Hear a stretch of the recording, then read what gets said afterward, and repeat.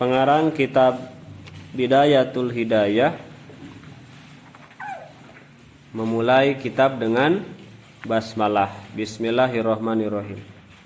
Pengarangnya adalah yang kita kenal dengan Imam Al-Ghazali. Imam Al-Ghazali. Sementara syarahnya yaitu kitab Marokil Ubudiyah, itu dikarang oleh Syekh Muhammad Nawawi Al-Jawi atau Muhammad Nawawi Al-Bantani. Nama lengkap Imam Al-Ghazali yaitu Abu Hamid Muhammad bin Muhammad Al-Ghazali. Ini nama aslinya siapa? Nama aslinya Muhammad. Nama putranya Hamid, jadi Abu Hamid. Ya. Nama ayahnya Muhammad, nama kakeknya juga Muhammad. Ya, jadi nama beliau, nama ayah, nama kakeknya sama, ya, Muhammad. Memang nama Muhammad itu adalah nama yang salah satu nama yang paling baik, ya.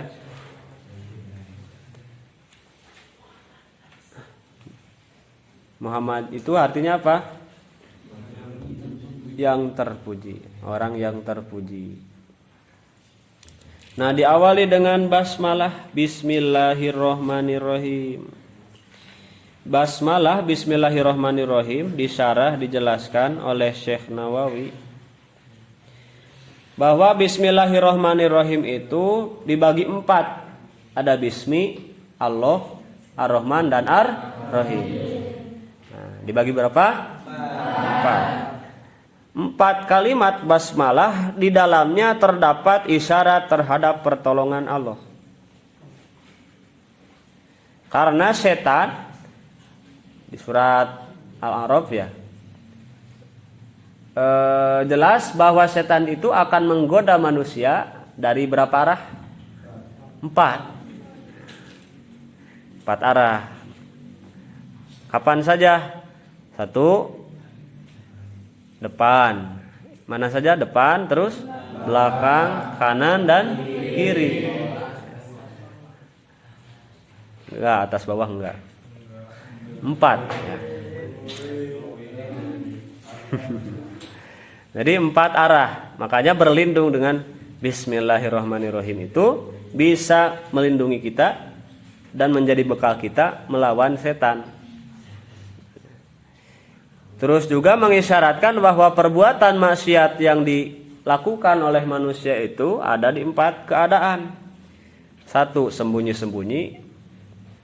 2, terang-terangan.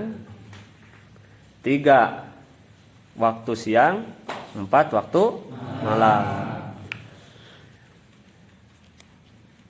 Banyak yang siangnya berhasil tidak maksiat, malamnya maksiat. Banyak yang pas ada orang tidak maksiat, tapi pas sendiri maksiat. Ya, harus selamat dari 4-4-nya kita. Jangan sampai separuh. Enak gak separuh? Gak enak. Kita masuk separuh. Ya, kepalanya masuk, badannya di luar, atau kakinya doang yang masuk. Kepalanya di luar. Kalau mau masuk, kalau keluar gitu. Jelas gitu. Nah, ini kan masuk, enak kalau di dalam. Ya, enak di dalam, anget ya.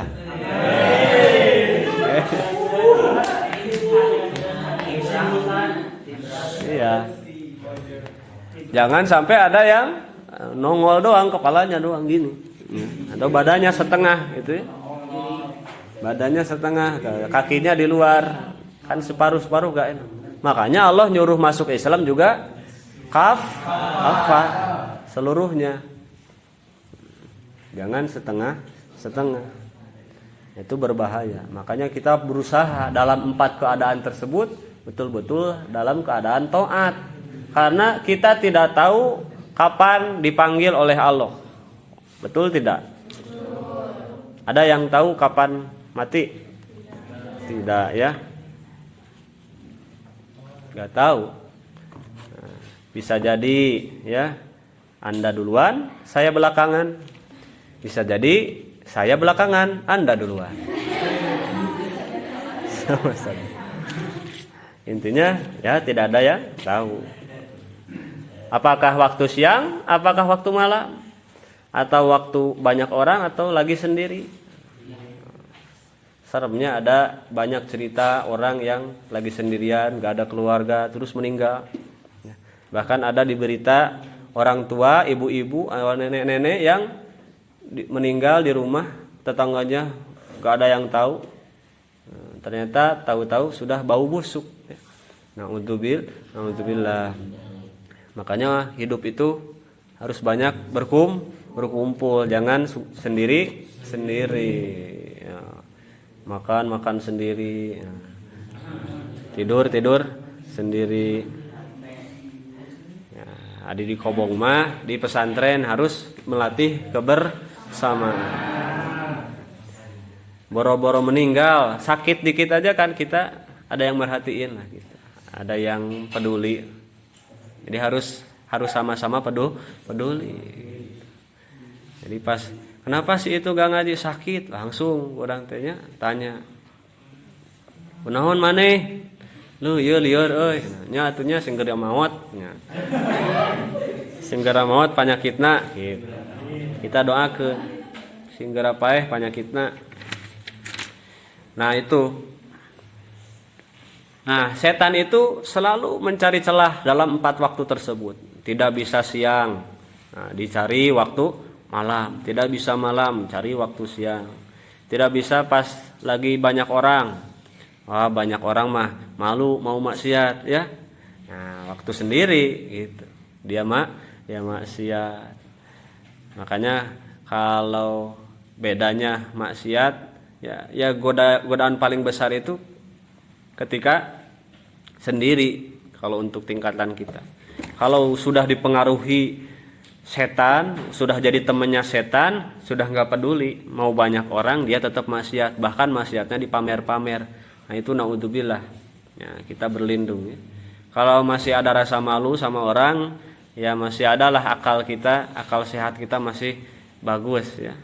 Iman kita masih ada meskipun ketika sendiri gugur misalnya. Iman kita teh pas ada orang malu, mau gak ngaji teh malu, mau gak sholat mau gak tadarus malu. Tapi pas gak ada orang tidur, main HP ya. Gitu. Lihat yang harusnya enggak dilihat. Kalau pas ketemu sama santria kan langsung nunduk. Aduh si emang solehna menjaga pandangan. Ternyata pas sendiri fotonya diliatin terus. Nah, ada yang kayak gitu.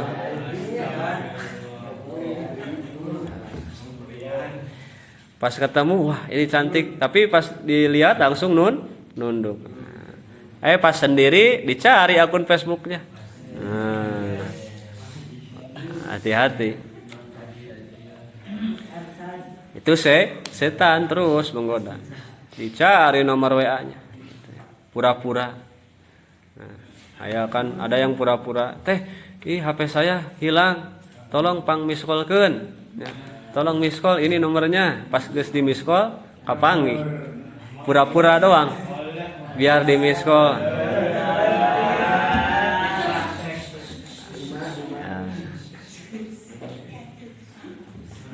Ya, modus ya. Modal dina dus.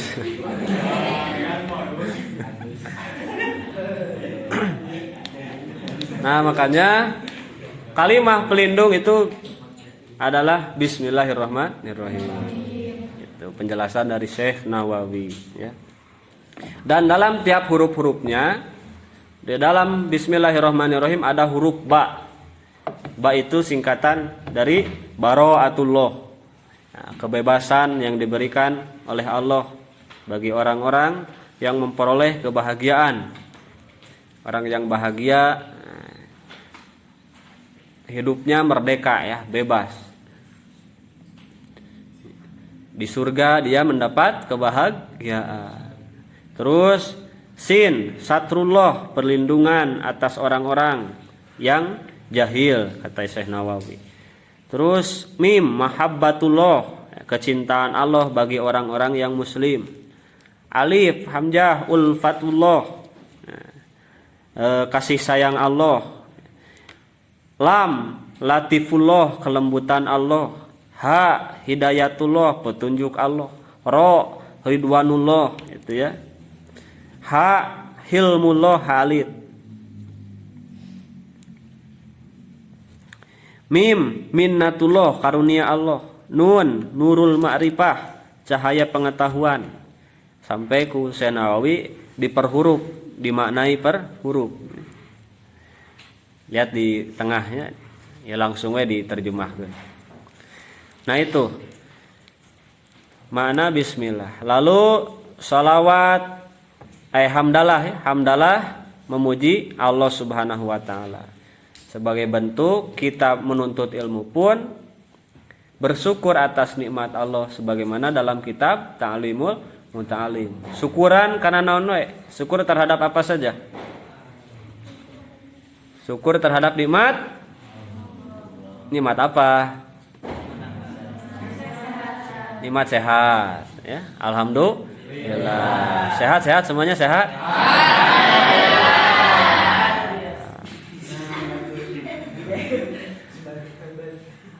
Badannya sehat? Hatinya sehat?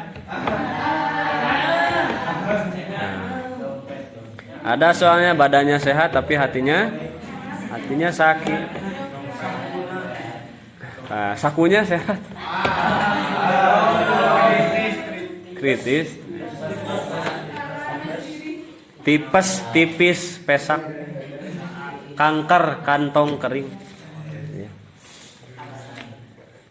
Nah,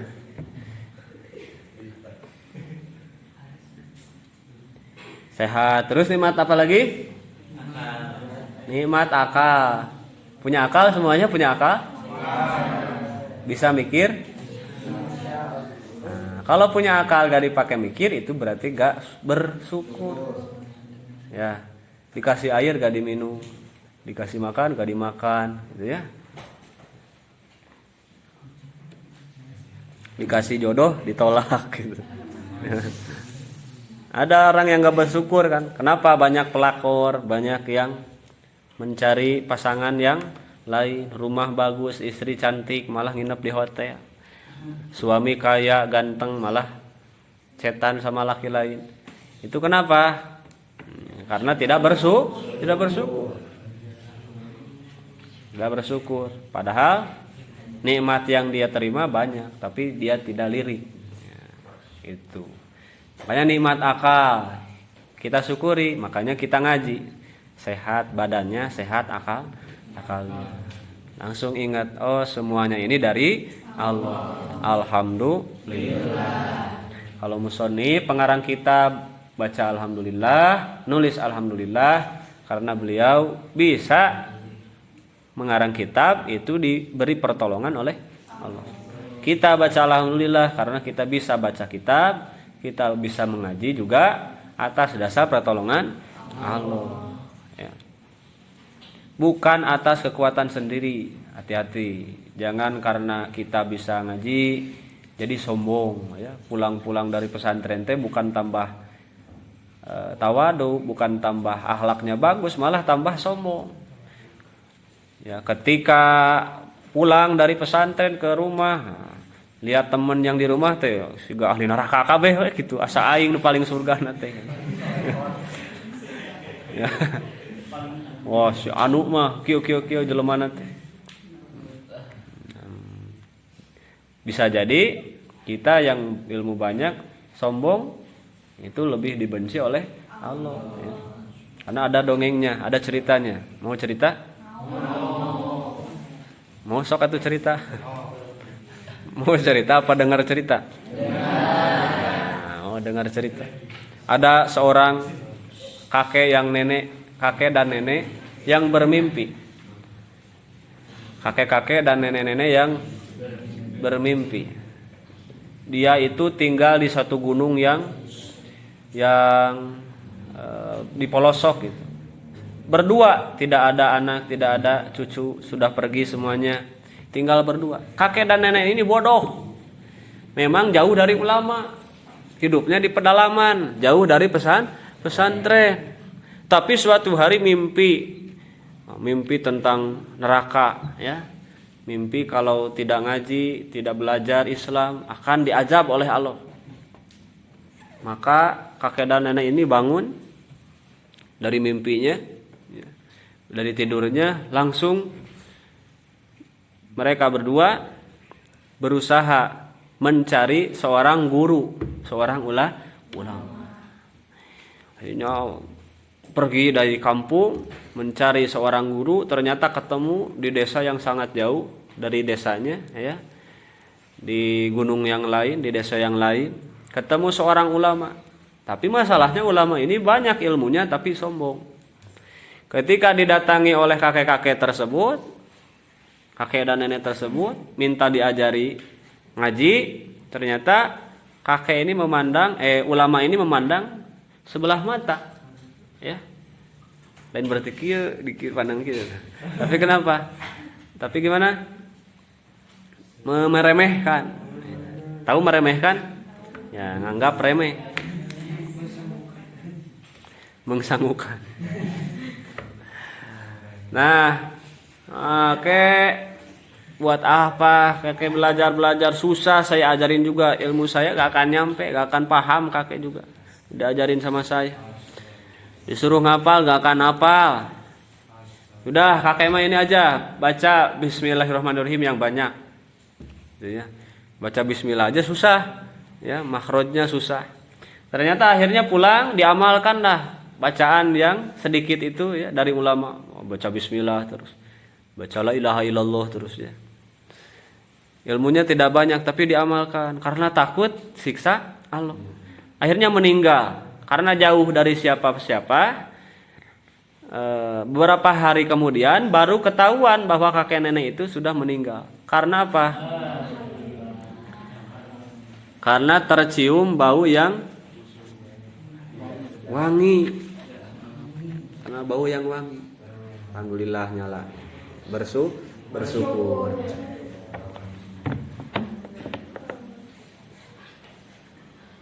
Tercium bau wangi. Bingung masyarakat, mana ini bau wangi dari mana? Ternyata dari kakek dan nenek tersebut yang meninggal, mati, meninggal, dan ternyata tercium bau wangi. Sampai beritanya kepada si ulama, kakek dan nenek meninggal padahal cuma ngamalin Bismillah, bisa kuburannya, bisa jasadnya wangi. Karena ketemunya beberapa hari kemudian. Ternyata si ulama ini berpikir, kalau baca Bismillah aja bisa wangi, dipuji-puji sama orang, ya, apalagi saya mah bisa hafal kitab berjilid-jilid. Pasti kalau saya mati akan lebih wangi. Makanya amanah kepada santri, kepada masyarakat, kalau saya mati jangan dulu dikuburin. Biarin aja dulu. Ternyata pas dia meninggal, bukannya wangi malah bau. Karena apa? Sombong.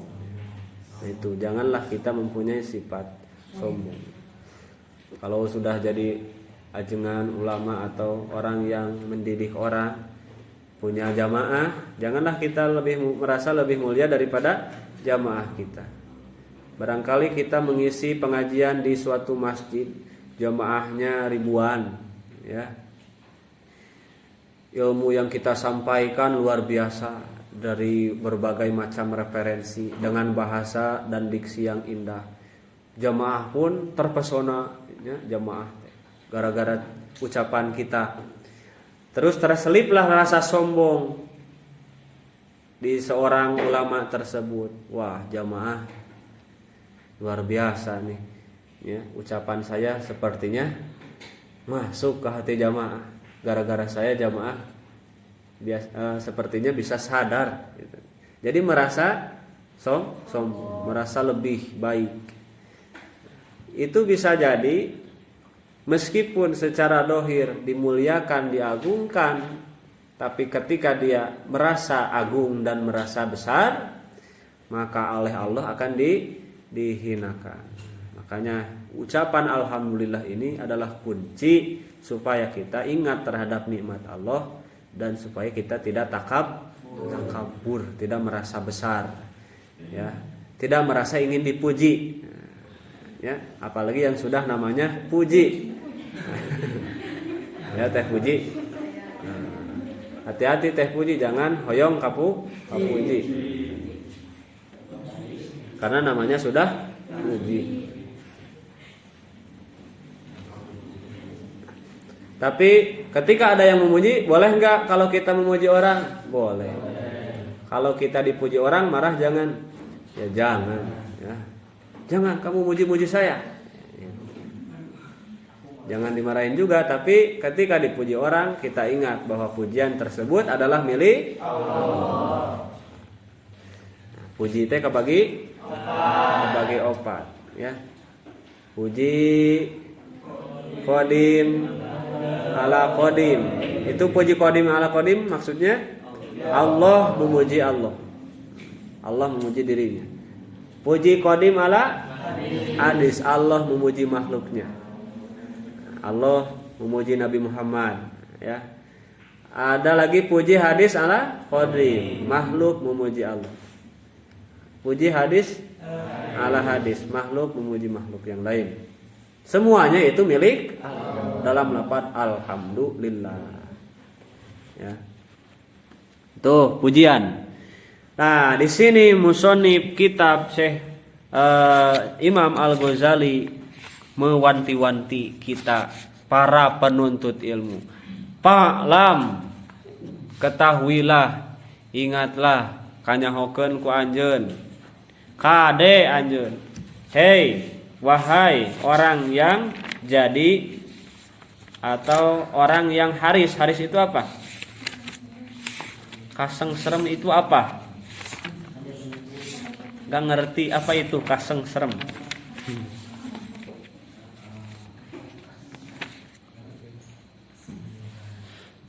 Tadi kelewat. Terus sesudah hamdalah apa?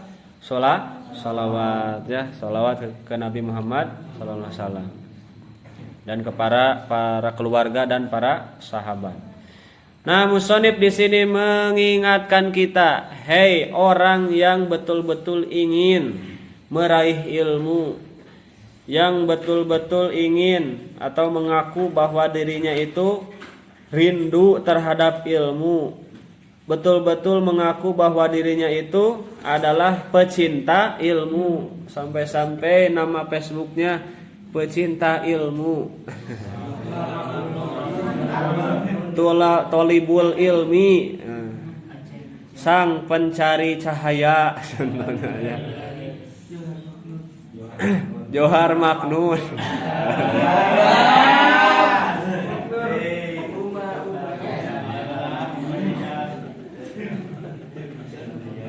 Hati-hati, maksudnya apa yang dihati-hati? Jangan sampai kita menuntut ilmu bermaksud yang pertama apa? Al-munafisah wal mubahah. Ya, bermaksud untuk meraih pujian atau apa ya, keagungan dari manusia, untuk membangga-banggakan diri. Satu, itu jangan sampai kita penuntut ilmu bermaksud untuk satu, meraih kemuliaan diri, ya, maksudnya kesombongan di sini. Ingin diagung-agung orang, ya. Terus ingin di taqaddum alal akron, maksudnya ingin melebihi yang lain. Jadi mencari ilmu itu supaya saya ingin lebih dari yang lain. Lalu mencari ilmu itu untuk supaya orang-orang bisa menghadap ke saya. Istimalatu wujuhin nas. Lalu mencari ilmu untuk mencari kehidupan atau barang-barang dunia. Satu, untuk membanggakan, mengagung-agung diri. Dua, untuk menarik atau melebihi orang lain. Tiga, untuk menarik perhatian orang lain. Empat, untuk mengumpulkan kesenangan atau barang-barang dunia. Maka ketika tujuan kita seperti itu, akan kata Syekh Imam Al-Ghazali, maka engkau sedang berjalan dalam penghancuran agama. Jadi bukan menegakkan agama, tapi malah menghancurkan agama. Lalu seterusnya, menghancurkan diri. Selain menghancurkan agama, juga menghancurkan diri sendiri. Dan juga apa? Menjual akhirat terhadap dunia. Dijual akhiratnya, dibeli dunia. Tahu menjual? Saya menjual botol ini. Berarti botolnya dikasih atau disimpan? Ya dikasih karena dijual. Saya menjual botol, saya terima uang. Ini menjual akhirat, berarti akhiratnya dikasih. Maksudnya kenikmatan di akhirat dikasih. Dapatnya apa? Dunia. Kalau udah dapat dunia, akhirat dapat enggak? Enggak dapat. Moal menang akhirat. Lamun dunia tujuan anak. Maka semua akad-akadan, semua usaha maksudnya, semua ikhtiar kita itu akan menghasilkan kerugian. Dan dagangan kita akan rusak. Maka guru yang mengajari kita pun atau ilmu yang kita kaji dan kita ajarkan itu sama dengan menolong kita terhadap kemaksiatan.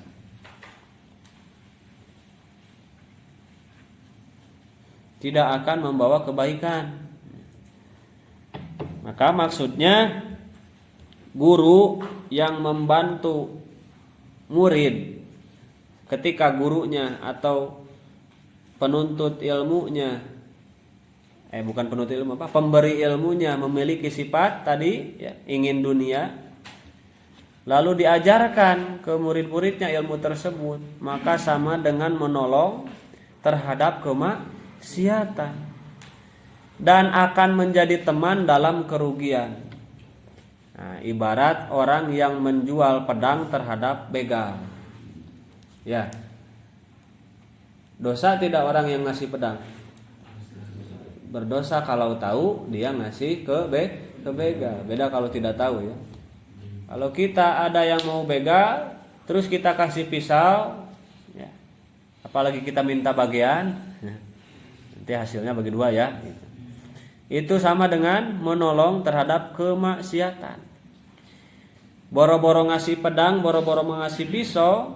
Orang yang menolong terhadap kemaksiatan, kata Rasul, man a'ana ala maksiatin walau bisyatri kalimatin kana syarikan lahu fiha. Orang yang menolong terhadap kemaksiatan meskipun dengan sedikit kalimat saja, itu akan disatukan terhadap orang yang bermaksiat tersebut. Jadi hati-hati kalimat, jangan sampai ada kalimat-kalimat yang mendukung terhadap kemaksiatan sehingga orang yang maksiat enjoy, orang yang maksiat merasa didukung oleh kita. Karena orang yang membantu terhadap kemaksiatan atau mendukung terhadap kemaksiatan meskipun tidak ikut sama-sama bermaksiat, ya, kelihatannya sih tidak ikutan. Saya cuma ngomong doang, saya cuma kasih dia ongkos doang. Tapi tahu kita kasih ongkos, dia mau berangkat berzina, ya, mau jemput pacar, mau tahun baruan, mau ke hotel dan sebagainya. Kita kasih ongkos, kita kasih pinjam motor, maka kita sama dengan orang yang zina tersebut. Ya, kenapa? Karena kita menolong. Maka Makanya hati-hati. Dalam ilmu pun hati-hati. Jangan sampai kita sesat dan menyesatkan gitu. Sehingga ilmunya hanya menjadi kerusakan. Makanya sebelum mencari ilmu betul-betul harus betul-betul diperbaiki niat. Ya. Makanya sebelum masuk ke dalam materi yang lebih jauh, Imam Al-Ghazali mewanti-wanti, fa'lam ayyuhal haris, wahai orang yang ingin menuntut ilmu, ya, hati-hati jika kamu berniat ingin mencari keluhuran derajat di mata manusia, ingin membangga-banggakan diri, ingin menyombongkan diri, ingin melebihi orang lain, ingin apa? Tadi teh ingin mendapatkan barang-barang dunia, ingin mendapatkan amplop, ingin mendapatkan uang, maka engkau bukan sedang menegakkan agama, tapi engkau sedang merusak agama dan merusak dirimu sendiri. Nah, Masya Allah. Tapi selanjutnya orang yang kedua, jika niat kamu adalah wa in kanat niyatuka wa qasduka bainaka wa bainallahu ta'ala wa bainallahi ta'ala min talabil ilmi al hidayah. Niat mencari ilmu itu adalah untuk mencari hidayah.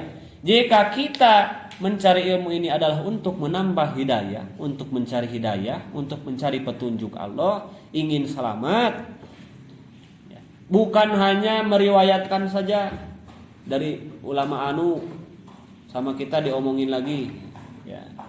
Tidak hanya meriwayatkan saja biduni riwayat. Ya kan kita mungkin kalau ceramah insya Allah semuanya bisa. Kemarin sudah ujian pidato, nah, terus naik sadayana ceramah sadayana. Kan ceramahna mah sarara ya ka kupingnya ku abdi. Aya nu nerangkeun saum, anu nerangkeun kudu sabar. Ceramah teh anu nerangkeun kudu naon deui? Ulah kudu alus ka sasama, ulah ngomongkeun batur. Bisa kan? Semuanya juga berceramah mah. Asal ngapalin materi, apalin kata-kata ulama, apalin ayatnya, apalin hadisnya, terus sampai. Nah, itu mah hanya meriwayatkan saja. Kalau cuma terbatas di sana, wah alhamdulillah saya sudah bisa ceramah. Nah, hati-hati jangan sampai di sana. Tapi niat kita harus menambah atau mencari hidayah. Maka kalaulah kita mencari hidayah, maka harus gembira. Kenapa? Karena malaikat itu mengepakkan sayapnya menaungi orang-orang yang mencari ilmu. Tapi niatnya adalah mencari petunjuk Allah, ya, mencari hidayah. Nah, diperinci oleh Syekh Nawawi maksudnya mencari hidayah itu apa saja. Lihat di tengah ya. Ayat bi'an tanwi ayat. Nah, ku gambaran dia niat anjeun. Nah, jadi kamu harus berniat satu bitahsilhi kana ngahasilkeun ilmu teh. Satu izalatul jahli. Apa itu izalatul jahli? Menghilangkan kebodohan. Menghilangkan kebodohan.